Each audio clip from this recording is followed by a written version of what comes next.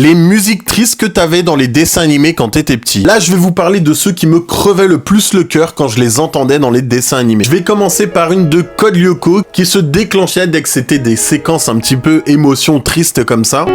Quelque chose a dû mal tourner pendant le dernier retour vers le passé. Xana.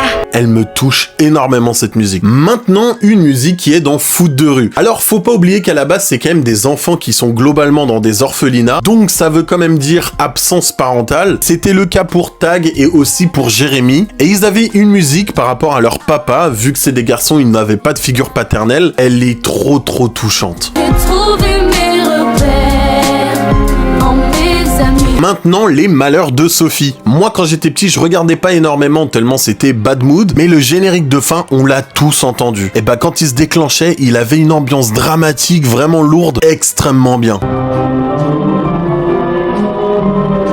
Là, on parle de ma préférée. Je pense que beaucoup d'entre vous n'ont pas vu Ranma quand ils étaient petits. C'est un manga qui est très baston, drôle et romantique en même temps. Et cette musique-là, elle était utilisée pour des moments de tristesse et surtout d'amour. Et mon Dieu, les notes de cette musique, qu'est-ce que j'aimais.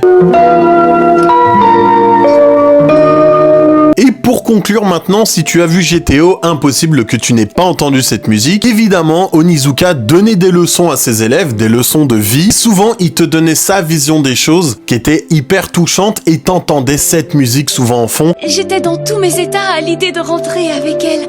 Remettez-vous dans l'ambiance, c'était vraiment trop bien. Quelles sont les musiques qui t'ont toi le plus touché quand t'étais petit? Dis-moi tout ça en commentaire, et dis-moi si tu kiffais comme moi les musiques que je t'ai présentées aujourd'hui. Peace!